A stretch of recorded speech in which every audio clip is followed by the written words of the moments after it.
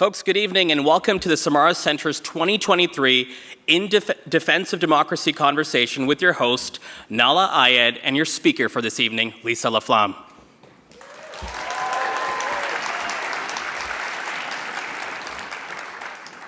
My name is Zane Velji. I'm a born and raised Albertan. I'm an advocate, I'm a strategist, I'm a commentator, I'm a Samara Center board director, and I'm a dad to the laziest 10-month-old boy you have seen. In fact, you can't see him, he's not here, that's how lazy he is. But as we begin this evening, I'd like to provide a land acknowledgement for the place we call Toronto or Takaranto.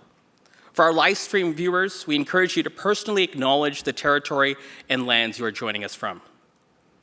We acknowledge the land we are meeting on is the traditional territory of many nations, including the Mississaugas of the Credit, the Anishinaabe, the Chippewa, the Haudenosaunee, and the Wendat peoples. And this is now home to many diverse First Nations, Inuit, and Métis peoples. We also acknowledge that Toronto is covered by Treaty 13 with the Mississaugas of the Credit and the Williams Treaties signed with multiple Mississaugas and Chippewa bands. I'm grateful for this acknowledgement because it reminds me that an understanding of Indigenous laws, systems of governance, and ways of knowing are foundational to and alive in what we now recognize as democracy here in Canada. And as an aforementioned Albertan, I acknowledge the place I call home in the spirit of saying we are all treaty people. Folks, my job today is very simple. It's to acknowledge, it's to thank, it's to introduce, and then it's to get out of the way because we've got two amazing women who are going to guide us through the rest of the evening, including one additional person who I'm going to introduce in a second. But I'd like to get into that thank portion. I'd like to thank tonight's generous sponsors which tonight's event would not be possible without. Stikeman Elliott, Bennett Jones, the Donner Foundation, Nextdoor, Baylis Medical, Massey Henry, Toronto Metropolitan University's Faculty of Arts, and Ontario Heritage Trust. We're also delighted to be partnering once again with CBC Radio's Ideas. Folks, to begin us this evening, I want to introduce you to Sabrina Dellin. She's the CEO of the Samara Center for Democracy. For over a decade, she has directed multi-stakeholder research and outreach initiatives across justice, academic, and nonprofit sectors. She's appeared as an expert witness before parliamentary committees on matters relating to political participation and frequently provides commentary about democratic engagement for various media outlets. She's also the host of the acclaimed podcast, Humans of the House. To bring some opening remarks, ladies and gentlemen, the CEO of the Samara Center for Democracy, Sabrina Dellin.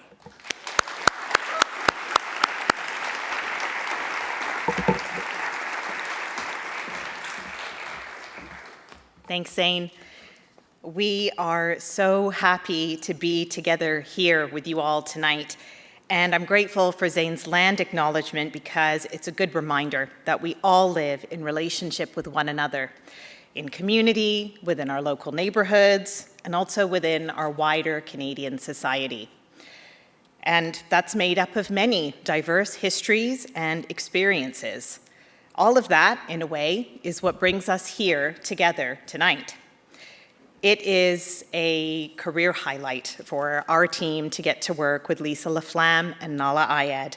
When they confirmed that they would be part of this year's program, we were so excited because these voices are why we do what we do at the Samara Center.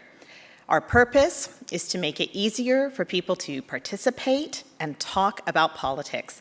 We want to move past those simplistic phrases like you should run or you should vote towards more nuanced and personal understandings about what it truly means to be civically engaged. This year, we launched Humans of the House, a podcast series based on our long-standing exit interview project with former members of Parliament. In the show, we look at the human side of political life to help us understand not just what needs fixing in our politics, but what's good and can be even better. We hear a dozen voices linking their efforts to serve constituents and communities across the country to the functioning of our democracy. And we know that democracy really works is at its most healthy with a free and vibrant press. But in this period of global democratic backsliding, we're facing urgent and complex challenges related to trust, risk, and information. We're contending with alienation, spurred by the spread of misinformation on social media. As media ownership becomes more concentrated and local news outlets are closing in record numbers, we see polarization abound. It moves through digital platforms that amplify harmful content in a way that is out of proportion to its prevalence in the real world. All of this distorts our public sphere as well as our public norms. At the Samara Center, we are well aware of the rapid and multifaceted way technology is shaping our democracy. Our Sambot project measures online abuse received by candidates in Canadian elections. This year, we reported on the Municipal Digital Campaign Trail, looking at 8 elections across the country. We found that a number of school board trustee candidates received some of the highest volumes of abusive content on X, formerly Twitter. This was largely in the form of threats and identity attacks. Our work also indicated the need to investigate potential foreign interference in our local politics. Vibrant local governments are the bedrock of our democratic system. They foster a sense of community and nurture the values and practices of democracy. We should all be concerned that our online civic conversations about what's taught in school, speed bumps, garbage collection, what's happening on your street, is being shaped by threats and identity attacks. And that's why we're here tonight, and why we are so glad to have 2 expert voices who can help us dissect, understand, and find a meaningful path forward.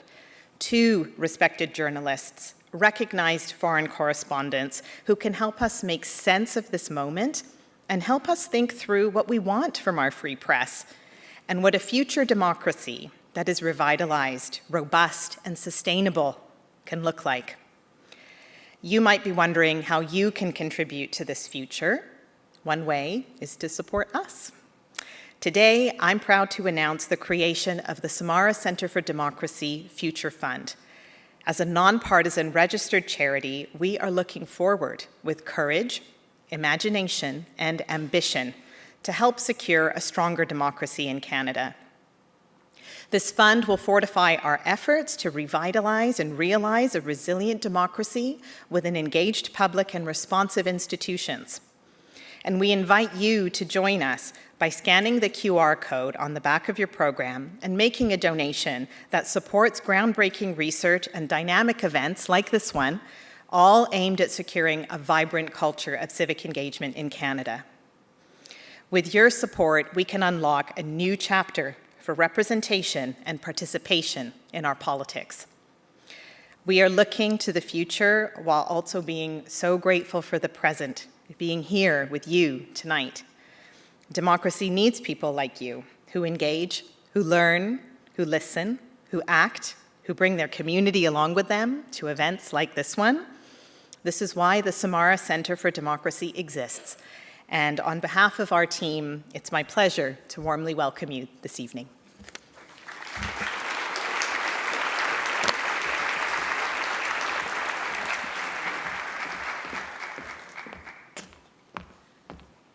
Thank you so much, Sabrina.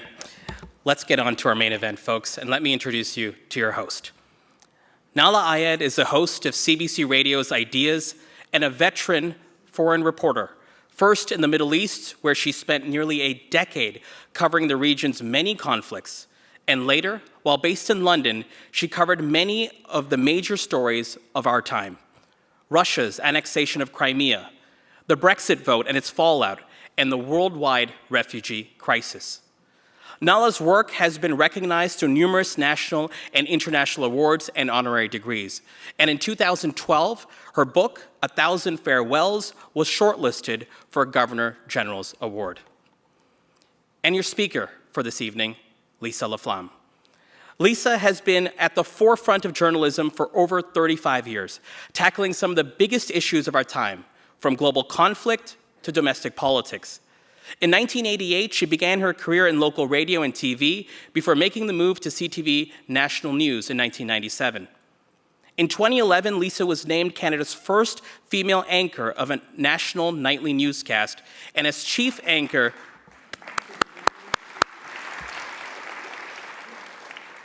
and senior editor of CTV National News for almost 12 years.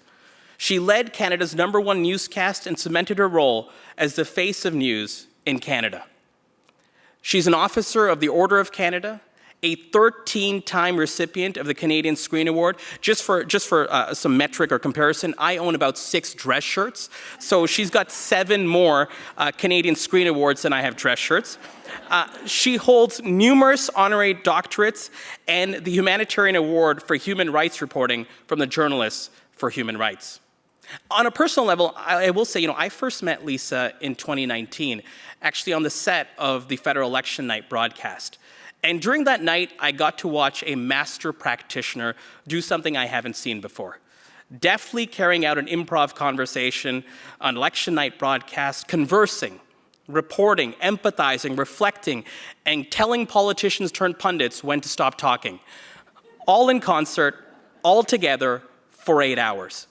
But it wasn't what she did that impressed me so much, although that was impressive. It's who she is that allowed her to do what she did. Thoughtful, compassionate, incisive, piercing, bold, and deliberate. It's what makes her a great journalist, and it's what makes her the perfect speaker for our conversation this evening. Ladies and gentlemen, 2 powerful women, 2 voices we have been privileged to hear and talk about the issues of the day, talking tonight about the issue that very well might define our time, our democracy. Ladies and gentlemen, for our 2023 In Defense of Democracy conversation, please join me in welcoming our host, Nahlah Ayed, with your speaker, Lisa LaFlamme.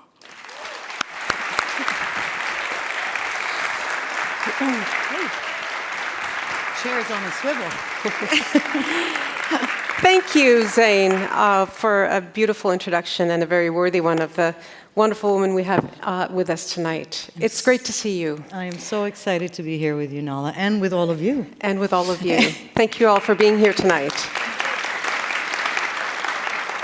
I wanted to begin by acknowledging the difficult context in which we're meeting tonight, all of us. It's an inflection point in history, I think is an understatement, but obviously for all those who are caught up in the moment, abroad, but also here in Canada, of course, and also around the world. So Lisa, in times like these, normally, you would be getting on a plane and going somewhere. I'm just wondering what your thoughts are as you watch this time from afar. Well, you're absolutely right, Nahlah. I mean, I think this is the first conflict I haven't covered in over 22 years. And it is very different to be watching it than to be watching your back on the ground wherever that conflict is. Big news abroad, though, and we are just seeing the direct impact on neighborhoods and communities here in Canada. And I have to say, the Islamophobia, the anti-Semitism that is unfolding in this country right now is so painful to see and is so wrong. I feel like we have to say out loud again and again, there is such a difference between free speech and hate speech, and it's important to know that. But in the context of journalism, it's more than ever the reason why experience and context and history is so critically important whenever anything like this happens. It does feel like we're a bit of a turning point. Yes. But I heard an expression the other day, that democracy is such a cliffhanger right now that even Gen Z is paying attention. So to all the Gen Zs out there, thanks for coming. And the boomers, you know who you are. As long as we don't become doomers, we're okay. Speaking of history, it's often when you and I cross paths as when we were covering, the first draft of history. And I think actually the first time I ever saw you, or that I last saw you in person, was in Egypt in 2011, which was a very big moment, again, in the history of that region and the rest of the world. So much has changed in our business since then. Wow. So true. I remember that so vividly. Arab Spring, of course, started in Tunisia, where I just was not that long ago. But that experience in Egypt, for me in Cairo, first of all, was terrifying, if you remember. Oh, yeah. We were not allowed, I could not go out with my camera person with his big, camera. It was too dangerous because the mob was turning on the media. And we've subsequently seen that in so many places and so many different times. So I literally, and so many others, were out shooting on our iPhone with the camera, and using that phone footage for broadcast purposes. But what I really remember, as far as, boy, have times changed, or that was the turning point then, is Twitter was just becoming a thing, really. Yeah. And so I was like, okay, I'm going to embrace this. Why the hell not? Let's embrace the new technology, the new social media platform. And I was interviewing all of these incredible women and men and in the moment, and recording them, sending them, writing a text to go with it. And then by the time, because of course the time zone, by the time it came to write my national news script, it felt like I was writing news that had happened yesterday. Right, yeah. Because that's the nature of the beast. Then I learned it there, and now, of course, it's just writ large, that reality. It is. And so if we fast forward from that time, 2011, what is the math? I guess 12 years later, let's talk about this. We as journalists are really fond of saying that journalism is integral to democracy. But I wonder, when I look around, and I often ask this question, in the face of all this evidence, and I'm not sure why that noise is happening, but hopefully... It's the ghost of Winter Garden Theatre. Exactly. But in the face of so much evidence that trust is waning in traditional media, is it still true, in your estimate, that journalism is foundational to protecting democracy? More than ever. Honestly, more than ever. I think the two go hand in glove. It is the public's right to have accurate, fair, unbiased information. It is their right to have that in a democracy. More than ever, though, because of the misinformation and disinformation that is just so rampant. And honestly, if people don't realize, and a lot is, on the shoulders of the consumer here, the difference between journalism and noise, news and noise, it's time, really. It's past time to focus down on that. But I would say in so many countries I've been throughout the world where people and journalists would really risk their entire lives for something we totally take for granted in this country, and that is a democracy. And believe me, when you are in a country where there is no free press, that is when you realize that the two are completely linked. If you let journalism die, you are irreparably damaging your democracy, is my view. Yeah. At the same time, though, there are countries, and I don't want to pick on anyone in particular, where journalism is really strong, but the democratic backsliding is worse. How do you square those things? How is it possible for those two things to coexist? That's a great point. And I'm going to mention Tunisia here, because after the Arab Spring, for sure, there was this amazing feeling of freedom. The journalists that are friends of mine to this day felt it. They could say what they want. A president was brought in. They thought, this guy he's a Democrat. This is a new world. Well, guess what's happened in these 12 years? He is now more of an autocrat. There are reporters, once again, being imprisoned, challenged, intimidated, harassed. But you might be referring to closer to home. I'm talking to somewhere closer to home. I am. She didn't want to say it. I'm going to make you say it, sister. There are some incredibly strong journalists in the U.S. and people who do wonderful investigative reporting and excellent political reporting. And yet, sometimes they're preaching to the choir. sort of there isn't the reach that one would hope for these traditional media, like, let's name them, New York Times, Washington Post, other organizations. What's your sense? I mean, could that tide reverse? Well, I believe it could reverse, but things need to happen now. But why? Why? Because there is such a the same rules that allow Breitbart to exist, for example, are the same rules that allow, here in this country, the Hive, the Narwhal to exist. I mean, it is the loudest bullhorn, if you will. And it has to also come back to society. People are so disenfranchised, they're depressed, they're deflated for any number of reasons that they're going to look to something that doesn't, that speaks to them. And I'm not going to say, although I'm about to say, this conversation could be divided between before Trump and after Trump. I'm not saying he created the polarization, but he 100% gave it oxygen enough to overload the system with lies and basically short-circuit the system. And that is where we still are. I mean, to refer to journalists as the enemy of the people, people were listening. Yeah, and we will talk about kind of that larger context. In terms of specifically the media, and it gives me no joy to say this, but the level of trust in traditional media is as low as it's ever been.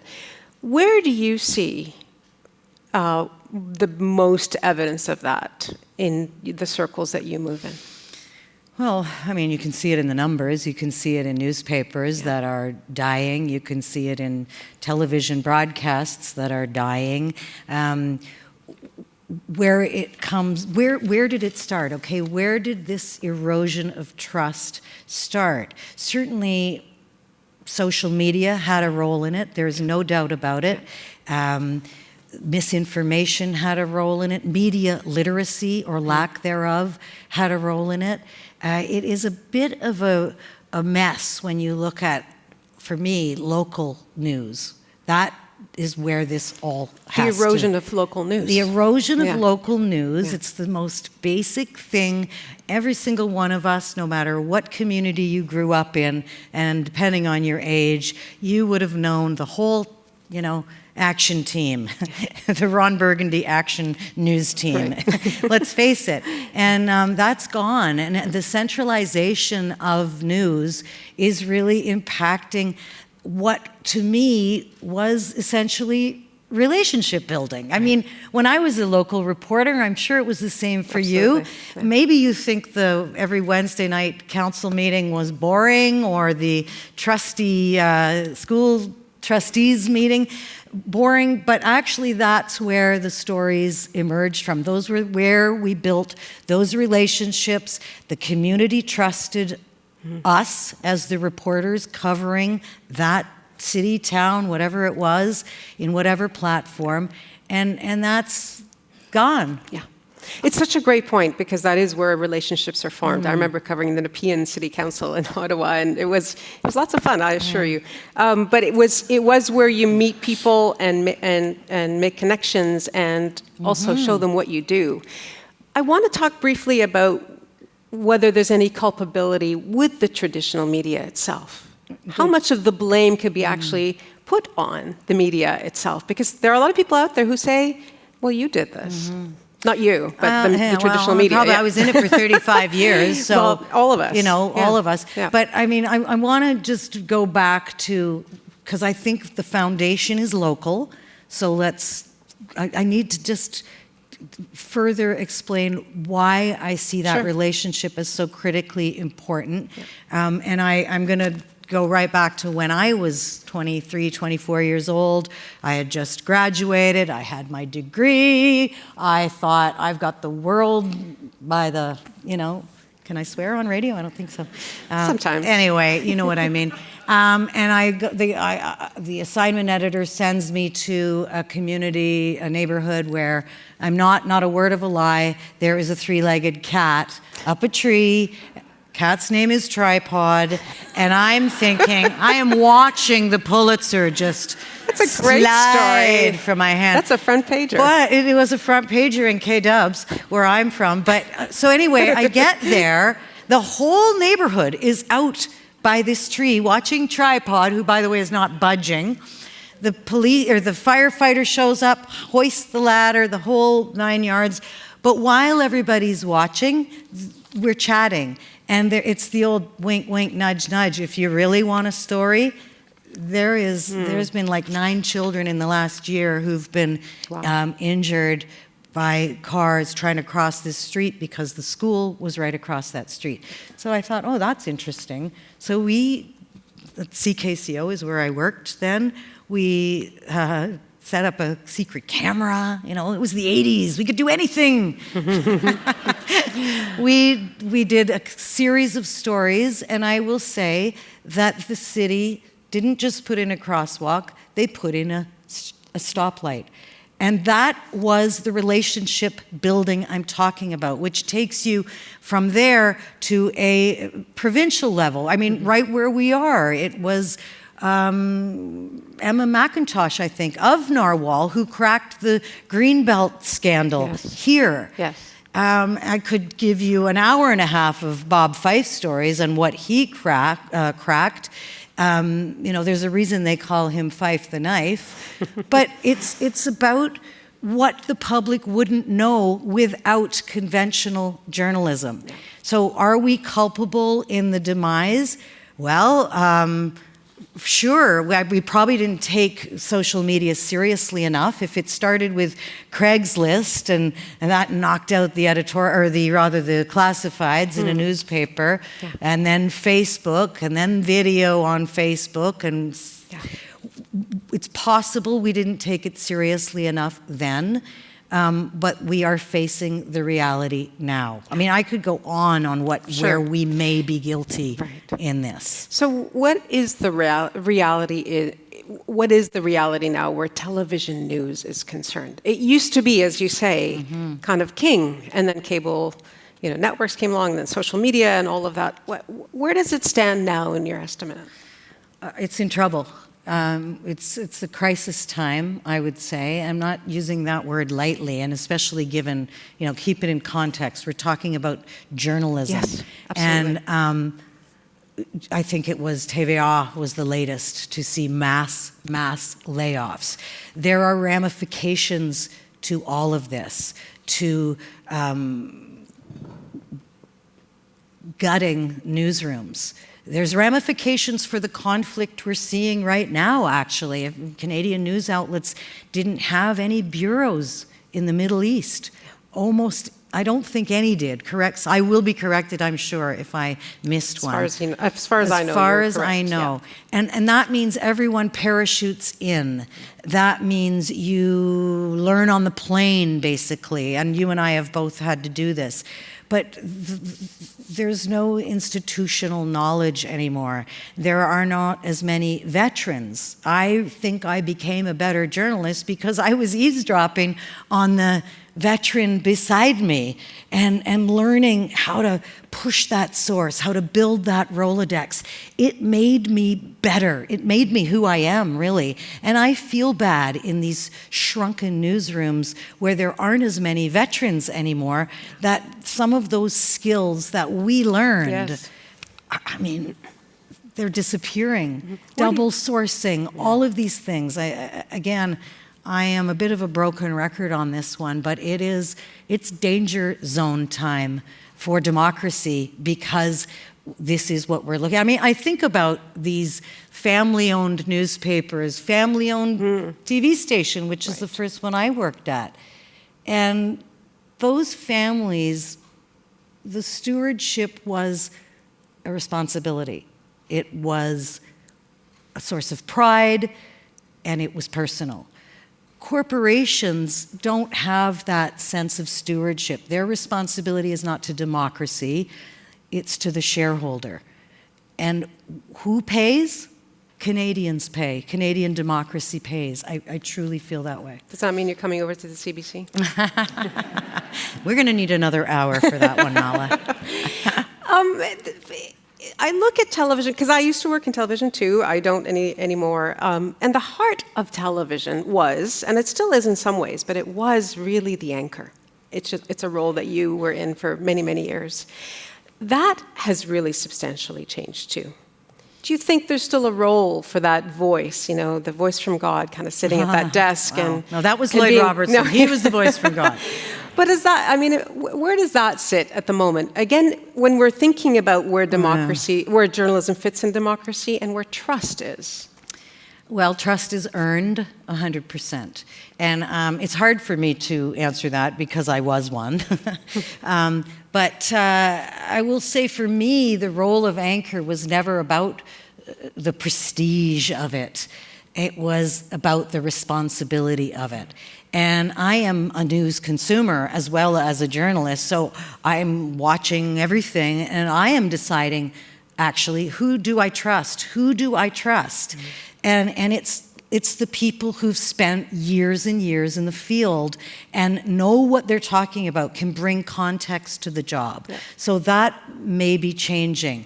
But I think, viewers got to know me from years of covering war, Iraq, Afghanistan, name the conflict, or calamities, disasters, federal elections. Wait, those could have been one and the same. I did not mean that the way it came out. But the point is, they know you. Yeah. They know you. Yeah. So I don't know how it's evolved or changed, but I know who I trust, who I watch, and who I respect to tell me the unvarnished truth and the fair, unbiased truth. And trust is something you earn. It is not handed to you because of a job title. Yeah. I'm curious, actually, since you're saying that, where do you go for local news? Do you struggle to find the local news that you... No, I don't struggle at all. Okay. I watch a lot of local newscasts, and I pretty much watch all of day long, BBC, CBC, all of them, actually. I'm watching everything, especially right now.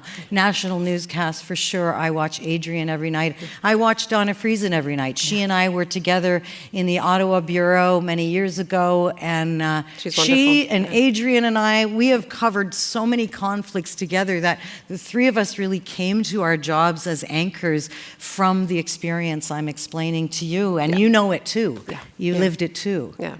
I'm curious if you ever watch some of this phenomenon of opinion-based anchors who have tons of followers, huge loyal audiences. And I know this is a risky question, but is there anything in what they're doing, you think, that maybe the rest of us can learn? And obviously not talking about the dog whistle type of communication, but what is it that they're doing that we're not, traditional media? Well, we're not, because we're fact-based journalists. Sure. I was not trained. Yeah, that should be applauded, because there's a difference. And I love to listen to really intelligent people giving me their opinion on politics of the day or global conflict or anything. I absolutely love listening to smart people and put it in perspective. But that's not our job as journalists. We are trained to go out fact-finding. Journalists are the practitioners. We are like the grease in democracy. We go out, we fact find, we know who to ask, we get both sides of a story. So what they're doing, are you talking about Fox? Sure, that could be an example. But I don't want to be told by any boss how I'm supposed to cover something. Yeah. As a journalist, I just want to cover the truth of it. And the truth is muddy. Democracy is muddy and it's bloody. But you can be there to show both sides of a story. Sometimes there are not both sides. I 100% understand that. But I have wondered, what have we done? What did we do? I've looked at, maybe it's the framework of the stories we cover. We cover we cover the bad cop, the bad priest, the bad MP. But that's kind of what I'm wondering is what is it that we're not doing to get us those loyal, large audiences that these guys seem to be able to do? What are we not doing? We are not giving our opinion. Maybe people want to be led by the nose right now, because if they hear someone say something that speaks to them, and sadly, it is just not at all the values we as Canadians want to share or say out loud or say on network television, it's dangerous. I feel that it's dangerous, and I always try to stick on the side of facts, which can also be dangerous, because part of the reality of today is people don't necessarily agree on what the truth is anymore. Whose reality? Facts are you going to believe? Yeah, exactly. So I don't know, but I will say that I spent a long time starting every newscast saying good evening, and then spending the next 30 minutes telling people why it wasn't. And so should we be covering better news? I don't know. Would people tune in? I don't know. I mean, there's a reason for the rise in true crime, I think. Sure. Watching true crime, people obviously are drawn to that. Yeah. So when we're talking about trust, I mean, none of this, of course, is happening in a vacuum. There is declining trust in everything, in politics, in experts, in scientists, in medicine. You've lived it. We've all lived it. I wonder what about that bigger picture worries you the most? Wow, so much worries me about it, because we see it. I mean, there is a fight going on globally right now between autocracy and democracy. And most of the time, sadly, right now, I see, the dictators winning and growing. And it's very worrisome, because it will be the most vulnerable who are left out in the cold here or on a curb. I worry about that a great deal. The question is, what do we do with this? How do we bring it back? And that is a real challenge. And if I had the answers, I would literally be in a hammock in Tahiti right now with an umbrella drink, because I'd have made millions of dollars trying to figure this one out. But it doesn't work that way. Here's something that's really worrying, and this is thanks to the Samara Center for Democracy. They analyzed over 3.6 million tweets received by over 1,000 political candidates. Bear with me, I'm going to read a little bit here. Not as well as Lisa would, though. I read out loud for across a living. 10 elections in Canada, federal, provincial, municipal, it has measured the abusive content that candidates receive online during elections, and the findings are extremely worrying, and here's a sample. In 2021 federal election, hundreds of thousands of toxic tweets, that's over 475,000 were sent to candidates, political candidates. That's one tweet every 7 seconds. Many of these messages use profane and/or threatening language. Women candidates, of course, faced the most toxicity online, over 5 times more abuse on social media than men. It's really depressing. Diverse candidates were also more likely to face abuse online. It's a big question, but what impact do you think all of this is going to have on that bigger picture and the kinds of politicians who end up leading us? This is the absolute crux of all of this. What has social media, what have we allowed as a society, social media to do to our democracy? Because now we're talking about certainly so many women politicians and journalists. That's the one thing maybe we all have in common as women, is that we are the pincushion for social media. I always used to say, I weigh 5 pounds and the rest of me is thick skin, because you need it with what is coming at women largely, and racialized women even more so, as you've just pointed out. Yes. I think the fear here is that we won't be attracting strong, confident, intelligent people to politics or journalism. Yeah. It's an easy reason to turn away because it's hard and it's painful. I'm really curious what you say to young journalists or journalists who want to be, or young people who want to be journalists. I get this question all the time. Should I? Is this the right business for me? What do you say to young people who are interested in doing what we do? I say, if you're asking me, then you don't know, because I'm sure it was the same for you. You just know it. It's in your blood. You're driven to it. I can't explain why, but journalism is a passion. It's not like you can just say, you know what, I think I'm going to choose another path. If you need to do it because it makes you who you are, you will keep doing it. But I totally understand why people throw their hands in the air and say, I didn't sign up for this. Yeah. None of us. We certainly didn't. I mean, some of the stuff I can't even believe. And I've gone through this war in my head for years, whether I should call them out. This is disgusting what you are saying. What's an example? Like I couldn't even say it. No, I mean, is it abuse online? Is that yeah. Social media? Okay. I used to say, thank God my mother is not on Twitter. It should be like, they're saying this about, her daughter. That would not go over well. But it's so ugly. So ugly. I'm sure you could tell me the same thing. I mean, let's face it, this is the reality. Yeah. I didn't often call it out, and I have questioned that. Still today, I question it. Yeah. Am I giving them more oxygen, or if we collectively call it out, will it shut it down? But I mean, we all know it's like whack-a-mole. Yeah. And I mean, if you believe what you see, I am selling CBD oil, skin creams, like they've used my name and my face to sell products that I have zero knowledge in. Lawyers have tried to shut this down. It's not possible. And with AI coming along? It's going to be worse. Yeah. So, I mean, I'm the doomer. Man. But back to the bigger frame here with younger people.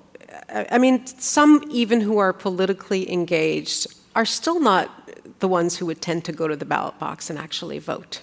That the proportions, the numbers show that those two things are not necessarily correlating anymore. What do you think accounts? Do you have any idea of what might account for that? Why is it that young people, we can't get younger people, not everyone, but to be interested in politics and to actually translate that into vote? The apathy is so dangerous. And you look at the poll results, voter turnout, and it is truly shocking. I think it's hard for me to know why this is, but I am going to go back to a feeling of disconnection with the actual community, actual people, and say, like, so many kids have never lived a moment of their lives without a cell phone or without the existence of one. And it's really easy to be so focused on something, not to realize that you're actually in this world. We're living this, and you are giving up a right. They might not even realize it's their right.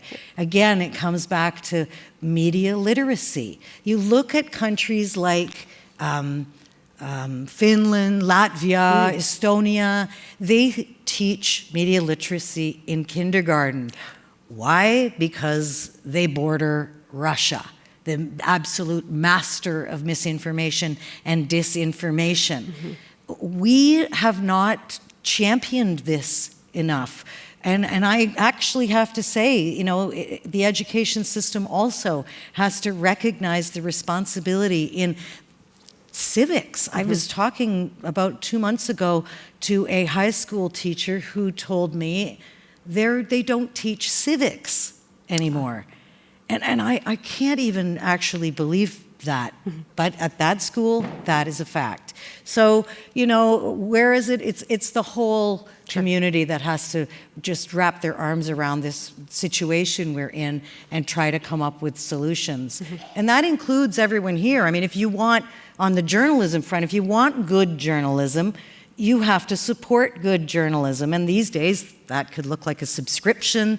There's so much incredible investigative work out there. And it costs money. You have to pay for it. And we have not prioritized it. Yep. And the trickle down is kids not knowing or caring to vote. So on the media literacy front, and the whole picture, as I say, how should journalism respond to this moment? Should journalists respond to this moment in a way that would serve the public interest? Keep at it, stick at it, double down on it, because there's fewer, so that's a challenge. But fewer journalists. Fewer journalists, for sure. Yeah. And as I said, fewer veteran journalists, which is challenging. But the values don't change. So I would say journalists have to stick with it. News bosses have to keep fighting the good fight, not to allow the erosion to continue. And I know before anybody jumps down my throat, I know it's not that simple to say, because these are supposedly revenue generating, sadly. But, fixing erosion is not simple, whether it's a cliff or news, and if we're heading off that cliff, we really need to get those boulders in place now before it is completely unrecognizable. Yeah. And it is incumbent on all of us. And again, I need to put a little bit of pressure on the public, not a little bit, a lot of pressure on the public. This didn't happen in a bubble. If people stop watching, stop reading, stop paying a subscription for newspaper, whatever, this is the world you're getting. Yeah. We've talked a lot about the local, and I'd like to talk a bit more about the international. And the challenge, of course, with all of this is the cost, as you say, and there's almost nothing in our world that costs more than covering the international scene and stories like what's ensuing right now. How important do you think it is still to have Canadian eyes bearing witness on any of the things that are happening in Ukraine, Middle East, other places? Is that still relevant, do you think? Again, I don't think anything has changed on the importance and relevancy of that. It's where news divisions build their reputations on federal elections and conflict. It's where we show what we're made of. And going to a hot zone and bringing Canadian eyes, Canadian values, I should say, are critically important, especially in this country, because every country is in our country. So when we go and cover a conflict, no matter where it is, we are actually speaking to that community back home. They want to know, and we need to know in this world what is, through Canadian eyes, is important, because it allows you, again, it comes back to trust. If I know these reporters are on the ground covering a conflict, I believe they're telling me the truth. They're not framing the shot so it looks like hell, but in fact there's like a beach, lovely beach, and people laying on it just one frame away. I mean, and we've seen this. Yeah. But that's why I feel it's important. I mean, you and I both had to, you can't be everywhere. So melting a story is something every journalist has to do. For me, I was based in Toronto, for you in London, many different places. But melting meaning? Melting means you can't get there fast enough. So the footage comes in, you don't know who shot it. An agency that your network pays for, that agency to use that footage. You don't know who did the interviews, so it's their values. Yeah. Whoever did the interview, it's their values, and you're going to shoehorn them into Canadian values to tell a Canadian story. Yeah. And I get it, it's really expensive, but it's money well spent, because it matters. It really matters that we have the truth and what we, talking about democracy, through the framework of our democracy. Why is it, it's funny you mentioned the melting, because to me, I've said this a few times publicly, it's actually when I first started to notice that there is a trust issue with what we do, is people would write me and say, you're in London, why are you doing a story about XYZ, using Reuters footage or AP footage. And that was kind of my first experience. You got the nice ones. I got notes that would say, you know, as an anchor, I was in Erbil, a mile from ISIS, in Mosul, and they'd be saying, "Why are you there? Why are you there?" Like they wanted to mock the fact that an anchor is traveling, and I've seen this so much. It's like it shows they don't understand what the role should be, which is you are a senior journalist taking, so when we saw Adrian in the Middle East, it's because you know you're getting the truth from that. But melting is something that is, it's really demoralizing as well. If you're sitting there watching some incredible story somewhere or something you're drawn to and you are writing to someone else's pictures. But I get it. It's got to be a reality from time to time. Could you speak to a bit more, you kind of hinted at this, of the importance of doing the international, not just so we know what's happening in the world, but because it also informs how we act as citizens in this country? Well, it should. I mean, it really should. In fact, if anything, it should make us all just feel so grateful and lucky for the country that we live in, that we live in relative peace. Not relative peace, we live in peace. And sometimes I think we can lose sight of that, and we can, I don't know how to put this, but it's a dangerous thing for people not to realize what we have, to sort of take for granted the democracy and the peace that we live in Canadian cities, Canadian neighborhoods. I mean, you've seen people vote for the very first time in their lives. I have. Yeah. Oh, I'll never forget it. In Baghdad, I'll never forget it. The first time, you know, under Saddam Hussein, of course, it was, he used to win by 99%. I mean, it's incredible. And then he's gone, and it was the first time with the blue ink, and same in Afghanistan, women voting. It's critically important for Canadians to see how far we are when we look at this was a new thing for women. And of course, we could get into what's happening right now in Afghanistan and see the backslide and just... You still travel the world doing media training.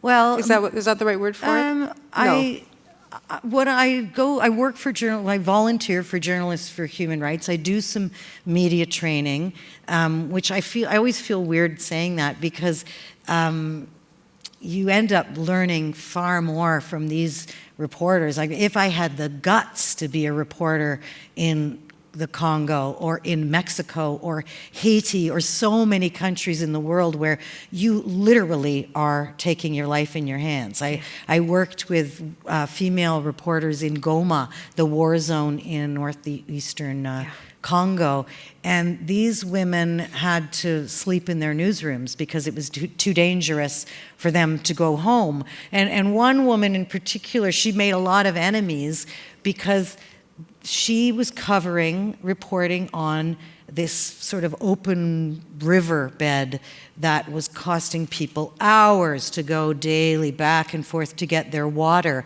And one simple bridge would have solved it, and you made it 15 minutes to get your water. And of course, she follows the money, because the money, international aid organizations had given the money, but it was never built. She follows the money, obviously makes a lot of enemies doing that.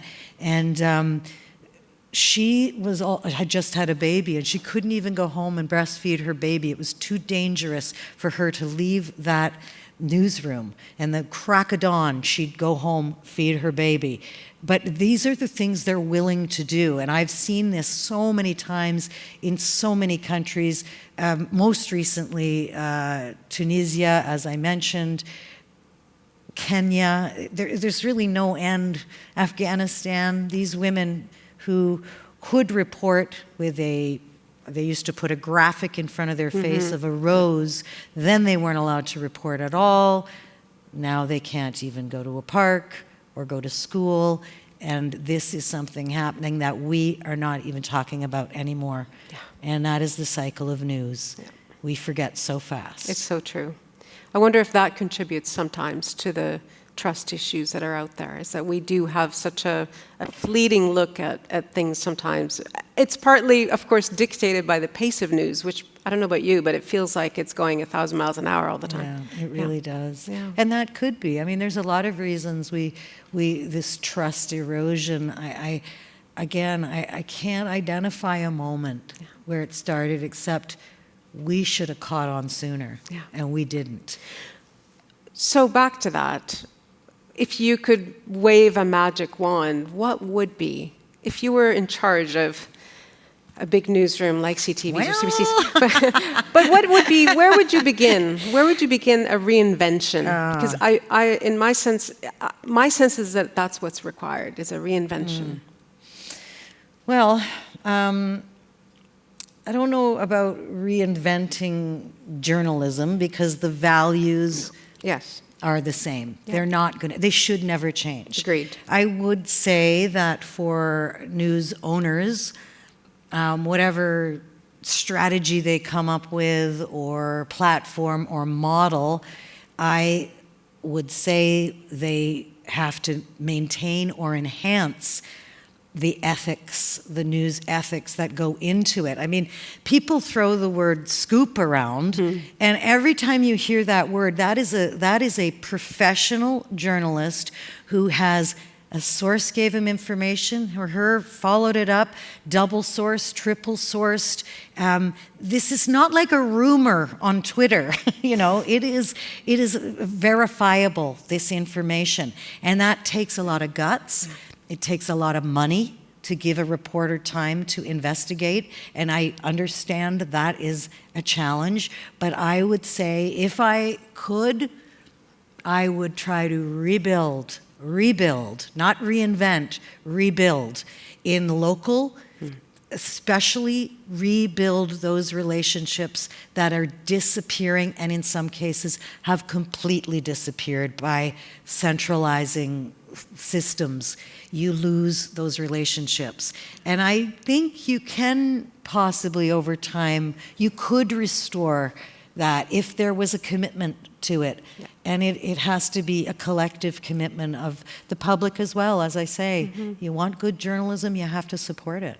What's your, in the absence of that, the trajectory that we're on, what's your prognosis? Like, what do you see down the road for traditional media, for media in general? Like, what are you seeing? Are you worried? Sure, I'm worried, but I'm willing to pivot to wherever I'm going to, like, I know, as a journalist, I know whose material I trust and love to read, whether it's any newspaper or anywhere in the world, any newscast anywhere in the world. One of the beautiful things is I can watch 9 broadcasts from 9 different countries every single day. I can read from all around the world. So that's a plus. I get that. The challenge is that these platforms, they have to pay their reporters more than a living wage. And if you're giving someone not enough to put a roof or feed their children, that is another reason why they're going to switch industries. And that is a heartbreak to me, especially for those who are passionate about it, but are, I mean, I know reporters, you probably do too, who are working at a bar just to, Absolutely. And that's because they're, you know, they're working as VJs. And whenever I'm asked for advice, I feel so, I mean, the challenges young reporters face right now, I didn't have 30 years ago. It's very They true. have to shoot, write, edit, and those are all And those worry three about your things. security. And worry about your security, 100%. Yeah. But those are all skills alone. Writing is a skill. Shooting, camera work is a skill. Editing is a skill. And not anymore. You've got to be good at all of it, or guess what? There's people in line waiting for your job, and that's wrong. And that is wrong. It should not continue. And again, it's about questions on why is this have to be revenue generating? And I know people are maybe rolling their eyes at that, but there is a relationship between democracy and journalism that I don't think we are connecting the dots enough to really say, this is happening on our watch. We're letting it slide. I just have one last question before we go to our audience questions, which I have with me.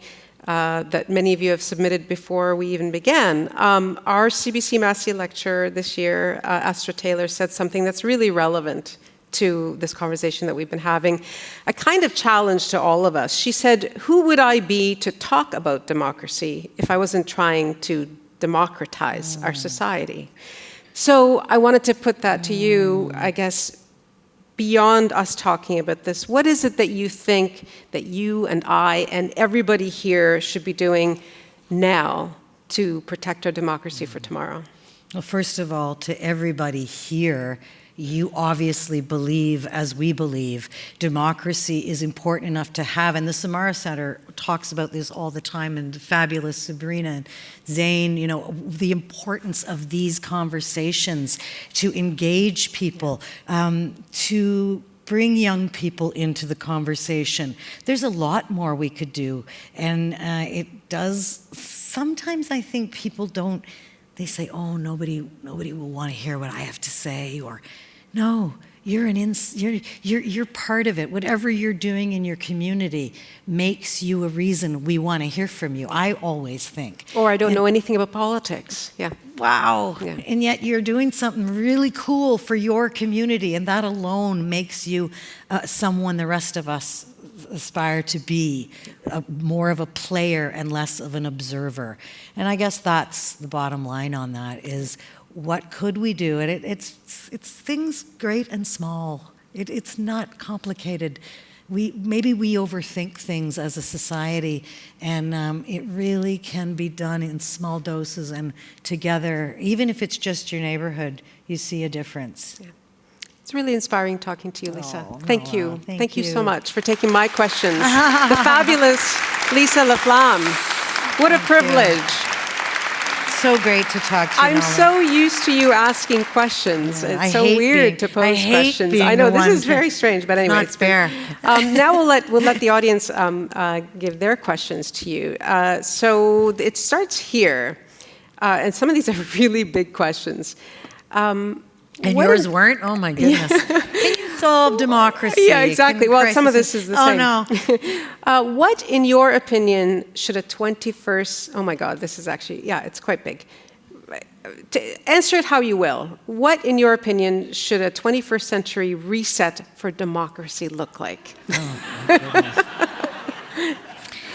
Okay, wow, no, not too challenging there. Well, you know, again, I'm going to sort of say a similar thing. The responsibility on the consumer is even greater now to separate the news from the noise.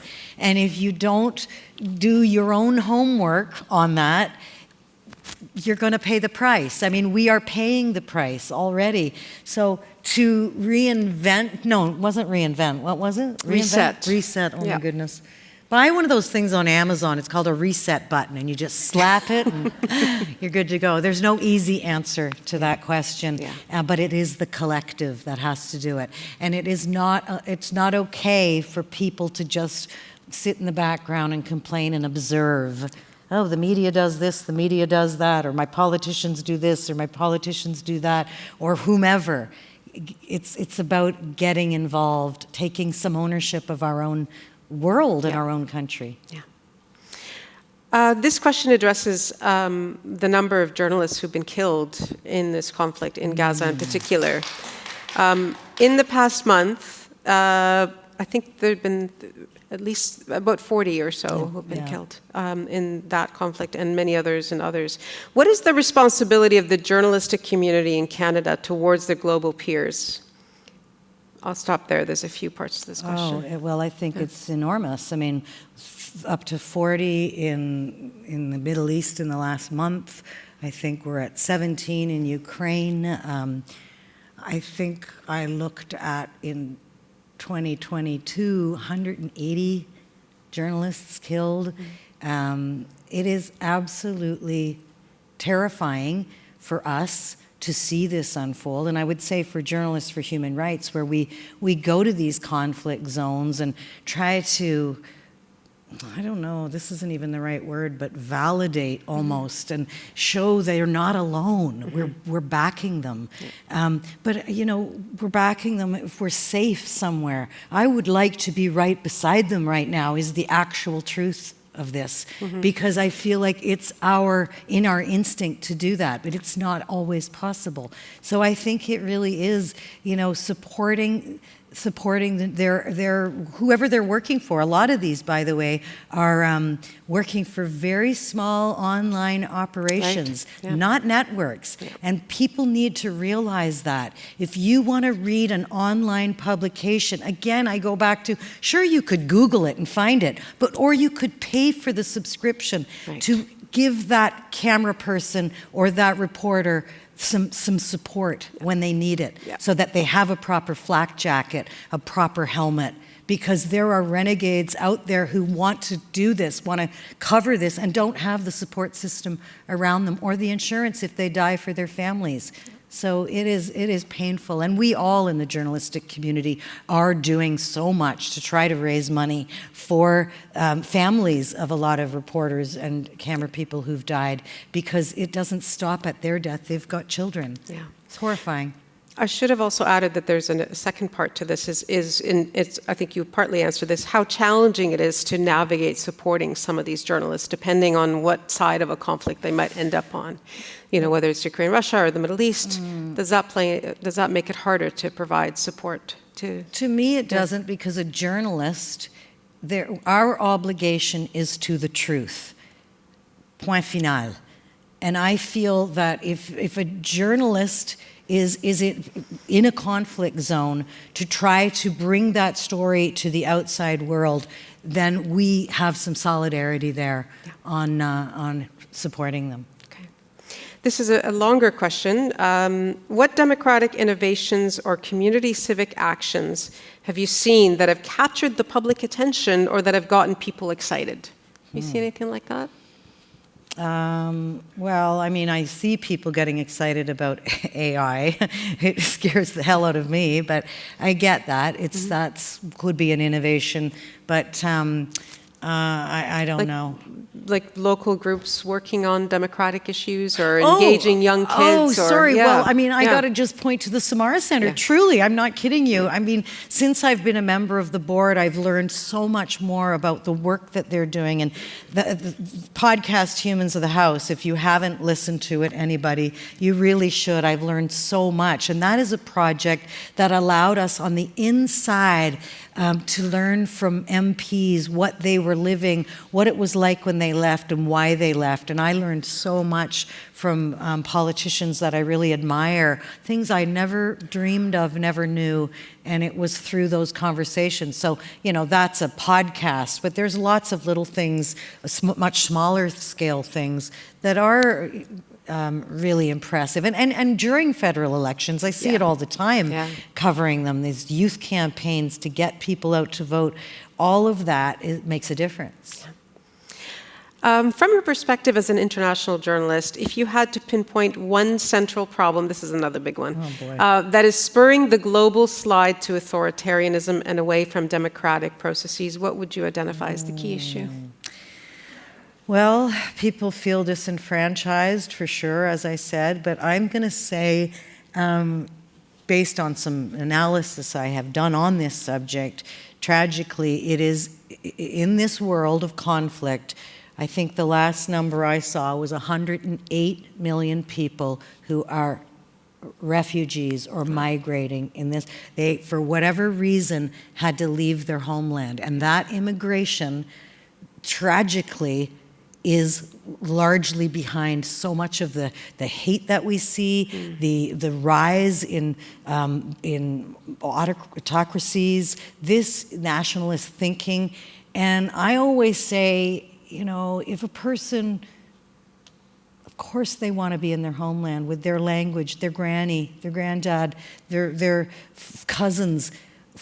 If it is so deadly and dangerous, of course they want to go where it's going to be safer for their children. So I get so upset when I see what's happening, and largely I've seen it tied back to global crisis. You see mass influx of refugees from somewhere. And it's heartbreaking, really, because it just goes to show you people don't think much further than what's right in front of them. Yeah. One last question here that I have. What do you think about media representation of youth civic engagement? It gets a bit more specific. Do you think that there are perspectives and new ways of reporting on youth activism that could invite them into the political process? There's always new ways. I think one of the exciting things is that we explore new ways. And I think, any news organization actually does try to do that. During every local, provincial, or federal election campaign, there's always going to be, you might want to call it a gimmick. We're going to drive, I did it myself, drove a bus across Canada, and it was a really cool assignment. But it was a slightly gimmicky, but what it also did was allow us to go into communities we wouldn't have otherwise seen, hear what they're thinking about. There's lots of ideas to engage people in certainly voting, I think. And the challenge is coming up with these ideas and, getting people to show up and participate in it. But yeah, I would never say there aren't always a raft of ideas yet to be discovered that will somehow light a firecracker under somebody who then can tell two friends and so on and so on. Lighting firecrackers. Yes. I look forward to hearing more from what you're doing. Thank you so much for taking all the questions and for being here tonight. Thank you so Thank much. you. It was great to be with you, Nahlah. Thank you. Loved it. And thank all of you. Okay, can we get up?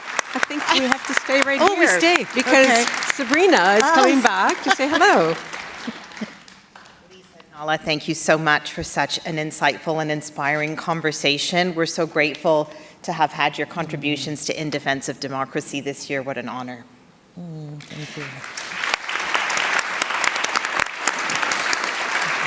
I'm going to wrap us up by thanking our event sponsors once again, Stikeman Elliott, Bennett Jones, the Donner Foundation, Nextdoor, Baylis Medical, Massey Henry, and Toronto Metropolitan University's Faculty of Arts. I also want to thank the Ontario Heritage Trust for allowing us to be in this beautiful space tonight, and thanks to CBC Radio's Ideas for their partnership. I also want to take a moment to recognize the Samara Centre's Board of Directors for helping to make this evening possible, in particular our chair, Michael McMillan. I also want to thank our excellent team, Beatrice Wayne, Vijay Kumar, Alex McIsaac, and Farah Akhtar, and my gratitude also to our event producers for tonight, David Leonard and Aisha Jara. It is a privilege, It takes a lot of people to put an event like this on. It's a privilege to work on strengthening democracy, and we can't do it without you. So if you enjoyed tonight's program and you want to support other work from the Samara Centre, please donate using the QR code on your program or visit our website at samaracentre.ca. Thank you so much for joining us this evening. Have a great night. Thank you, Sabrina.